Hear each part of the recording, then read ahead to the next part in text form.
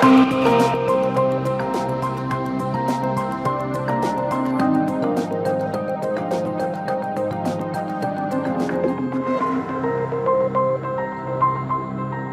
Ortho Ayurvedic oil and capsule, अब दर्द भी घुटने टेकेगा।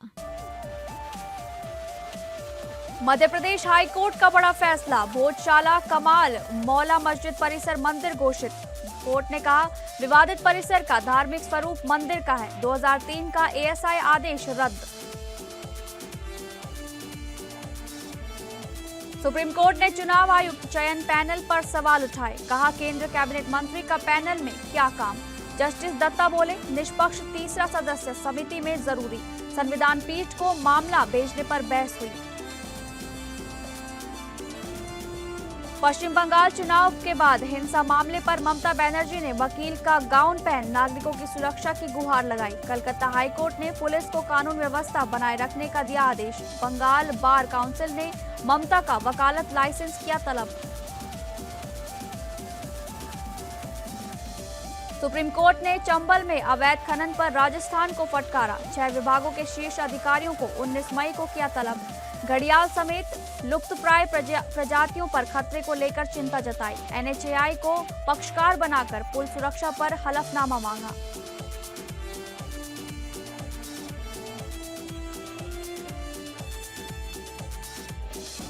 नमस्कार, कोर्ट्स दिस वीक में आपका स्वागत है। मैं हूं आपके साथ शालिनी राणा।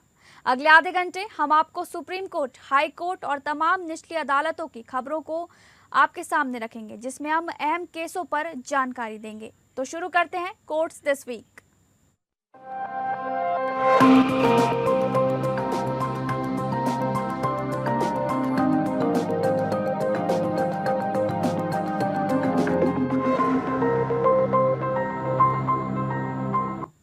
धार जिले में स्थित भोजशाला कमाल मौला मस्जिद परिसर को लेकर मध्य प्रदेश हाई कोर्ट की इंदौर बेंच ने ऐतिहासिक फैसला सुनाया है। जस्टिस विजय कुमार शुक्ला और जस्टिस आलोक अवस्थी की बेंच ने साफ कहा कि इस विवादित परिसर का धार्मिक स्वरूप मंदिर का है।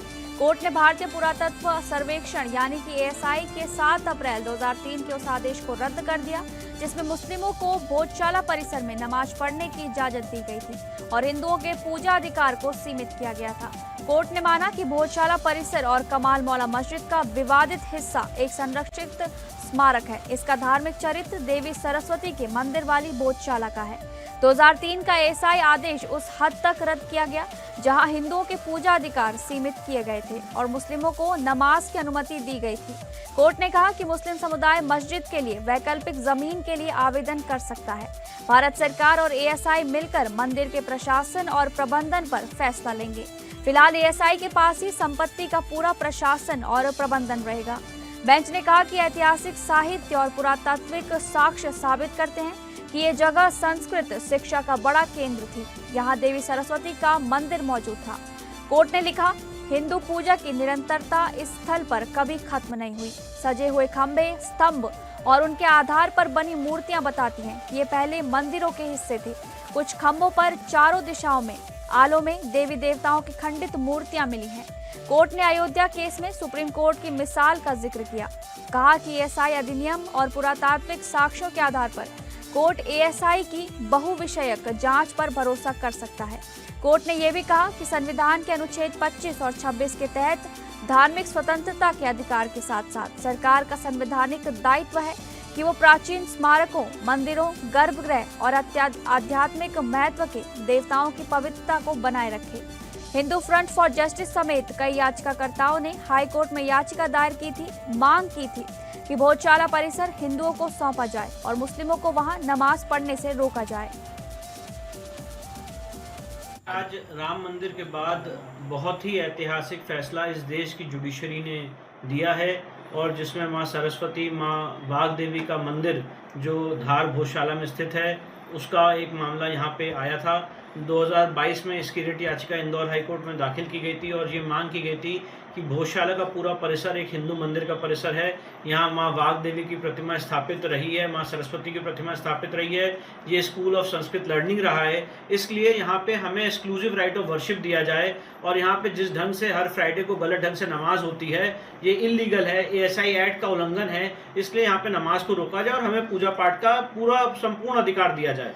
इस रिट याचिका को आज 4 साल की लीगल लड़ाई के बाद, ASI के 2100 पन्ने के सर्वे रिपोर्ट के बाद, जो 98 डेज चला ASI के यहाँ पे सर्वे, आज इंदौर हाईकोर्ट ने बहुत ही ऐतिहासिक फैसला दिया है। ऑनरेबल इंदौर हाईकोर्ट ने इस पूरे परिसर का जो स्वरूप है, चरित्र है, वो भोजशाला का एक स्कूल ऑफ संस्कृत लर्निंग, एक हिंदू मंदिर का चरित्र माना है। साथ ही साथ ऑनरेबल इंदौर हाईकोर्ट ने इस मामले में जो ब्रिटिश म्यूजियम में आज भी माँ सरस्वती की प्रतिमा रखी हुई है, उसको वापस लाने के लिए हमने जो सरकार को बहुत सारे प्रत्यावेदन दिए हैं, उसमें सरकार को कहा है कि वो उस पर विचार करें कि उसको कैसे वापस लाया जा सकता है। यहाँ पे जो मुस्लिम पक्ष हमेशा हर फ्राइडे को नमाज अदा करता है, कोर्ट ने उस आदेश को कम्प्लीटली रिजेक्ट कर दिया है, खारिज कर दिया है, और उनके जो नमाज के एक्शन हैं वो अब आज के बाद से, जब तक इंदौर हाईकोर्ट का फैसला प्रभावी है, वो नहीं हो पाएंगे। साथ ही साथ कोर्ट ने जो मुस्लिम पक्ष है उनको ये कहा है कि अगर वो मस्जिद के लिए कोई जगह चाहते हैं तो वो प्रत्यावेदन दे सकते हैं सरकार को। और फिर अगली कोर्ट से जुड़ी खबर का रुख करेंगे। सुप्रीम कोर्ट ने मुख्य चुनाव आयुक्त और चुनाव आयुक्तों की नियुक्ति के लिए बनी चयन समिति के केंद्रीय कैबिनेट मंत्री को शामिल करने पर सख्त सवाल उठाए। जस्टिस दीपांकर दत्ता और जस्टिस सतीश चंद्र शर्मा की बेंच चुनाव आयुक्त अधिनियम 2023 की संवैधानिक वैधता पर सुनवाई कर रही थी।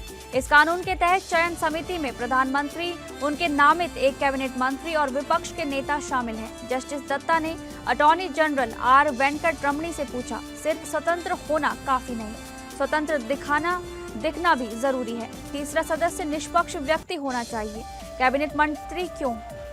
उन्होंने कहा कि जनता का भरोसा तभी बनेगा जब समिति में निष्पक्ष सदस्य हो। AG ने तर्क दिया कि स्वतंत्रता नियुक्ति के बाद काम से साबित होगी। याचिकाकर्ता SN शुक्ला ने लोक प्रहरी की ओर से कहा कि ये कानून अनुच्छेद 14 और 324 का उल्लंघन करता है। उन्होंने आरोप लगाया कि कैबिनेट सेक्रेटरी की जगह मंत्री को आखिरी वक्त पर शामिल किया गया। सर्च और सिलेक्शन कमेटी दोनों पर कार्यपालिका का नियंत्रण है। विपक्ष के नेता की मौजूदगी बेमानी है। उन्होंने CEC ज्ञानेश कुमार और EC सुखबीर सिंह संधू की नियुक्ति पर भी सवाल उठाए। जस्टिस शर्मा ने कहा कि IAS अधिकारियों को चुनाव का अनुभव होता है। AG ने कहा कि अनूप बर्नवाल फैसला सिर्फ अंतरिम व्यवस्था थी, संसद को कानून बनाने का अधिकार है। जस्टिस दत्ता ने कहा कि कोर्ट का काम कानून के संविधान से टकराव को देखना है। प्रशांत भूषण समेत वकीलों ने मामला संविधान पीठ भेजने का विरोध किया, कहा कि सिद्धांत पहले ही तय है।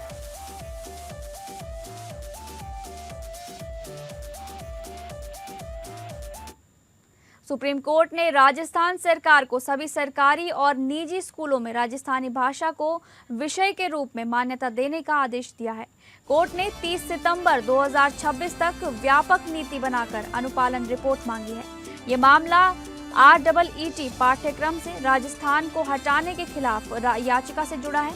याचिकाकर्ताओं ने कहा कि राजस्थानी को नकारना लाखों बच्चों की मातृभाषा की उपेक्षा है। जस्टिस विक्रम नाथ की बेंच ने कहा कि मातृभाषा में पढ़ाई से बच्चे की समझ बेहतर होती है और वह जड़ों से जुड़ता है। कोर्ट ने माना कि राजस्थानी सिर्फ बोली नहीं, समृद्ध साहित्य वाली भाषा है। आदेश के तहत सरकार को तय करना होगा कि किस कक्षा से राजस्थानी अनिवार्य या वैकल्पिक होगी, पाठ्यक्रम क्या होगा और शिक्षक भर्ती कैसे होगी। ये नीति CBSE और ICSE निजी स्कूलों पर भी लागू होगी। ये फैसला नई शिक्षा नीति 2020 के अनुरूप है, जो मातृभाषा में प्रारंभिक शिक्षा पर जोर देती है। इससे राजस्थानी को 8वीं अनुसूची में शामिल करने की मांग को भी बल मिलेगा। रीट में राजस्थानी को वापस शामिल करने की संभावना बढ़ी है। शिक्षा विभाग अब विशेषज्ञ समिति बनाकर नीति का खाका तैयार करेगा।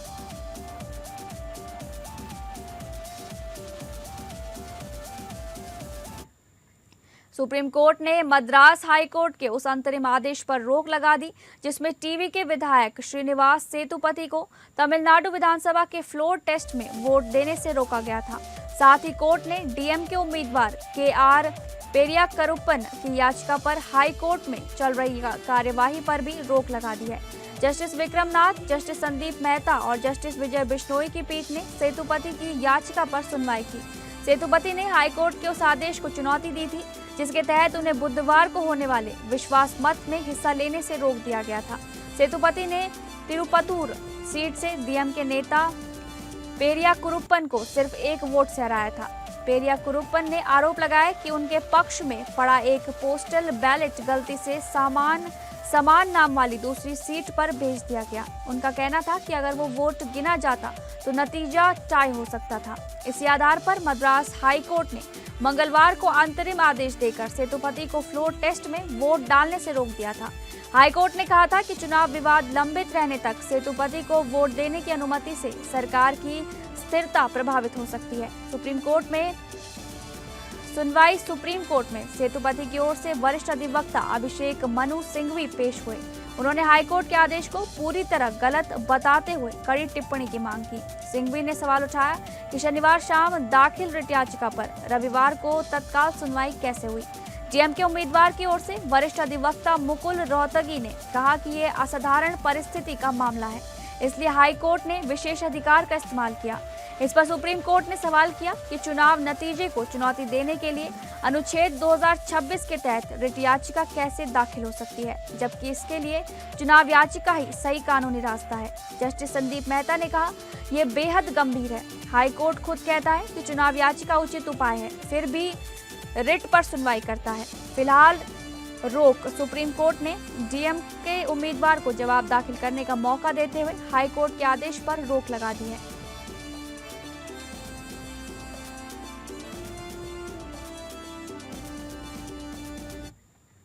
सुप्रीम कोर्ट ने एनएमआईएमएस कॉलेज की याचिका पर बार काउंसिल ऑफ इंडिया से जवाब मांगा है। एनएमआईएमएस ने दिल्ली हाई कोर्ट के उस फैसले को चुनौती दी है जिसमें कहा गया था कि लॉ छात्रों को सिर्फ कम अटेंडेंस के आधार पर परीक्षा से नहीं रोका जा सकता। जस्टिस विक्रमनाथ, संदीप मेहता और विजय बिश्नोई की बेंच ने हाई कोर्ट के आदेश पर रोक लगाने से इनकार कर दिया। पीठ ने कहा, हम आदेश निलंबित नहीं कर रहे, सुनवाई कर कानून की सही स्थिति तय करेंगे। एनएमआईएमएस की ओर से वरिष्ठ वकील मुकुल रोहतगी ने दलील दी कि हाईकोर्ट के फैसले ने अटेंडेंस की अनिवार्यता खत्म कर दी है। उन्होंने कहा, लोग कॉलेज जाना ही नहीं चाहते, फिर हम कॉलेज क्यों गए। कोर्ट ने माना कि इससे नेशनल लॉ यूनिवर्सिटी के हॉस्टल सिर्फ रहने खाने की जगह बन सकते हैं। कोर्ट ने याचिका को बीसीआई के सर्कुलर को चुनौती देने वाली लंबित याचिकाओं के साथ टैग किया। ये सर्कुलर लॉ छात्रों के लिए आपराधिक पृष्ठभूमि, दूसरी पढ़ाई और अटेंडेंस की घोषणा अनिवार्य करते हैं। एनएमआईएमएस का तर्क है कि हाईकोर्ट के फैसले के बाद छात्रों के मुकदमों की बाढ़ आ गई है। कम अटेंडेंस वाले छात्र भी परीक्षा की मांग कर रहे हैं, जिससे शैक्षणिक अनुशासन कमजोर हो रहा है। याचिका में कहा गया कि क्लासरूम टीचिंग लॉ शिक्षा की बुनियाद है। लेक्चर और मूट कोर्ट की जगह इंटर्नशिप नहीं ले सकती।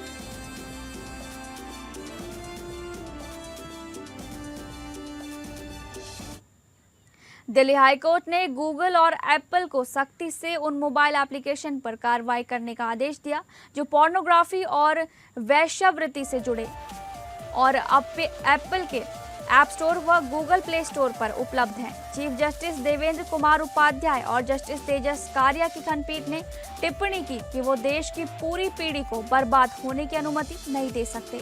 पीठ ने कहा कि गूगल और एप्पल जैसे इंटरमीडियरी न केवल शिकायत मिलने पर बल्कि ऐसे एप्लीकेशन को प्ले स्टोर और ऐप स्टोर पर अपलोड किए जाने के समय भी कार्रवाई करने के लिए बाध्य हैं। ऐसे एप्लीकेशन के पहुंच को देखते हुए हमारा मानना है कि IT intermediary guidelines and digital media ethics code rules 2021 के तहत इंटरमीडियरी को न केवल शिकायत मिलने पर बल्कि ऐसे ऐप्स को अपने प्लेटफॉर्म पर अपलोड करने की अनुमति देते समय भी पूरी सतर्कता बरतनी चाहिए, कोर्ट ने कहा।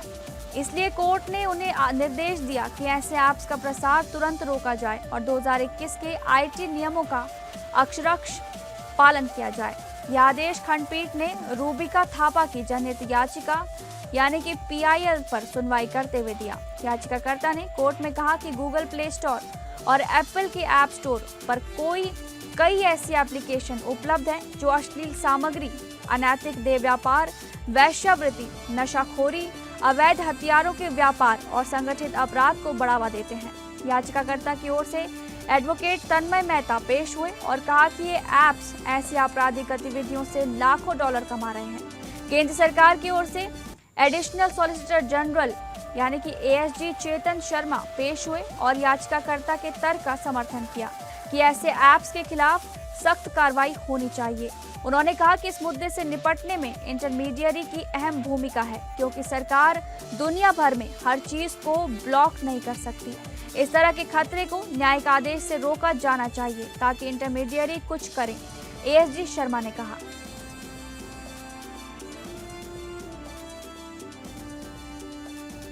कोर्ट से जुड़ी खबरों में आगे बढ़ेंगे। पूर्व मुख्यमंत्री और TMC प्रमुख ममता बनर्जी गुरुवार को वकील का गाउन पहनकर कलकत्ता हाईकोर्ट में पेश हुई। वे बंगाल में चुनाव के बाद हिंसा पर दायर जनहित याचिका में बहस करने पहुंची। इस पर बंगाल बार काउंसिल ने उनका वकालत लाइसेंस तलब किया है। मुख्य न्यायाधीश सुजॉय पाल और न्यायमूर्ति पार्थ सारथी सेन की खंडपीठ ने पुलिस को निर्देश दिया कि हिंसा में जिन लोगों को घर, दुकान या संपत्ति से अवैध रूप से निकाला गया है, उनकी सुरक्षित वापसी सुनिश्चित करें। कोर्ट ने कहा कि पुलिस जमीनी स्तर पर कानून व्यवस्था सख्ती से बनाए रखे। ये PIL TMC सांसद कल्याण बनर्जी के बेटे वकील सिरसन्या बनर्जी के दायर की है। याचिका में कहा गया कि बीजेपी के चुनाव जीतने के बाद TMC कार्यकर्ताओं और आम नागरिकों पर संगठित हमले हुए। आगजनी, लूटपाट और हिंसा में 10 TMC कार्यकर्ताओं की हत्या हुई। खेजूरी में 60 दुकानें जल गईं, कई परिवार विस्थापित हो गए। ममता ने कोर्ट से नागरिकों, महिलाओं, बच्चों और अल्पसंख्यकों की सुरक्षा की मांग की। आरोप लगाया कि पुलिस ने FIR दर्ज नहीं की और पीड़ितों को सुरक्षा नहीं दी। PIL में कहा गया कि अनुच्छेद 14 और 21 का उल्लंघन है। याचिका में हिंसा रोकने, FIR दर्ज करने, पुनर्वास और संपत्ति बहाली के आदेश मांगे गए हैं। हाईकोर्ट ऐसी ही एक अन्य PIL पर भी सुनवाई कर रहा है।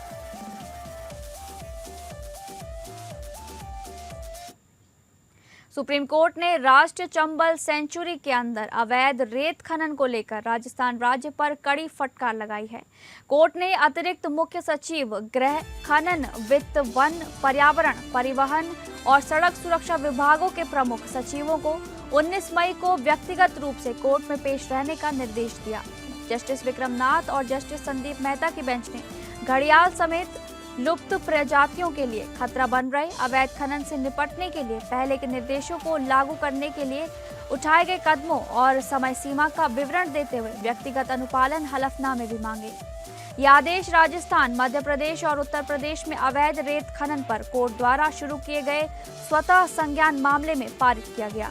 कोर्ट ने पहले विभिन्न राज्य अधिकारियों को फटकार लगाते हुए कहा था कि चंबल क्षेत्र में बड़े पैमाने पर रेत खनन जारी रहने के बावजूद वे आंखें बंद करके झूठ बोल रहे हैं। जस्टिस विक्रम नाथ और जस्टिस संदीप मेहता गुरुवार को पारित अपने आदेश में कोर्ट ने राजस्थान परिवहन और सड़क सुरक्षा विभाग को ये बताने का भी निर्देश दिया कि क्षेत्र में गैर पंजीकृत खनन वाहन कैसे चल रहे हैं और क्या दोषी अधिकारियों के खिलाफ कोई कार्रवाई की गई है। कोर्ट ने खनन क्षेत्रों में कथित तौर पर स्वतंत्र रूप से चल रहे अज्ञात ट्रैक्टरों और वाहनों पर चिंता जताई और खनन सामग्री के अवैध परिवहन को रोकने के लिए निवारक उपायों का विवरण मांगा। गौरतलब है कि कोर्ट ने भारतीय राष्ट्रीय राजमार्ग प्राधिकरण यानी कि NHAI को भी मामले में पक्षकार बनाया और उससे अवैध खनन क्षेत्रों के पास पुल संरचनाओं की सुरक्षा पर विस्तृत हलफनामा दाखिल करने को कहा। साथ ही ये भी पूछा कि खनन और परिवहन गतिविधियों की रियल टाइम निगरानी के लिए CCTV कैमरे क्यों नहीं लगाए जाने चाहिए।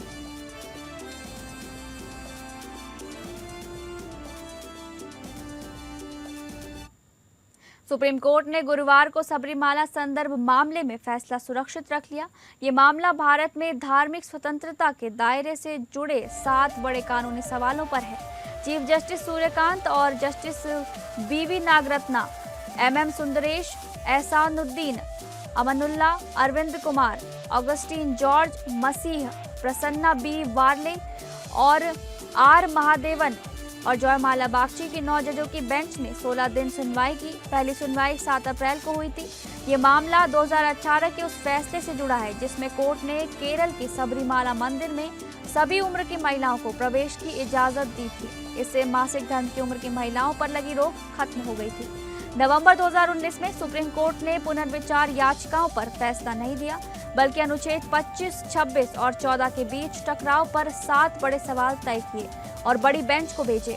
आज वरिष्ठ वकील मुकुल रोहतगी ने कहा कि पारसियों में अब बहिष्कार की प्रथा नहीं है। गोपाल सुब्रमण्यम ने कहा कि अनुच्छेद 25 और 26 के तहत न्यायिक दखल का दायरा सीमित है। राजीव धवन ने अनिवार्य धार्मिक प्रथा टेस्ट का विरोध किया। जस्टिस नागरत्ना ने कहा कि ईआरपी टेस्ट का इस्तेमाल सिर्फ ये कहने के लिए हो कि प्रथा धार्मिक है, न कि उसे खत्म करने के लिए। एमिकस के परमेश्वर ने धार्मिक संप्रदाय को व्यापक भारतीय अर्थ देने की बात कही। अंत में एसजे तुषार मेहता ने एमिक्स पर आपत्ति जताने पर राजीव धवन की आलोचना की।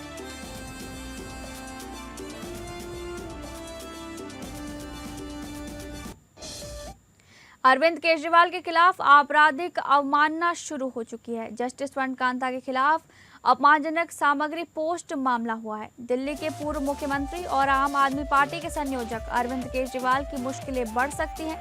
दिल्ली हाईकोर्ट की जज जस्टिस स्वर्णकांता शर्मा की अदालत ने कथित शराब घोटाले से जुड़े केस में बड़ा एक्शन लिया है।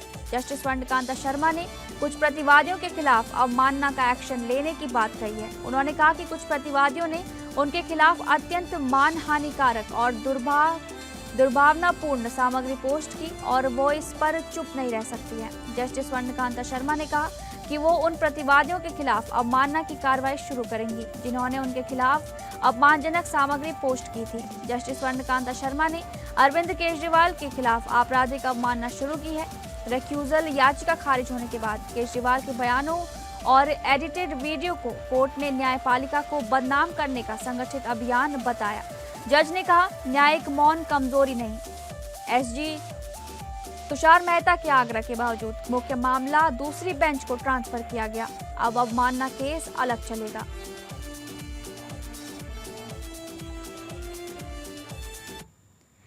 फिलहाल कोर्ट दिस वीक में बस इतना ही। नमस्कार।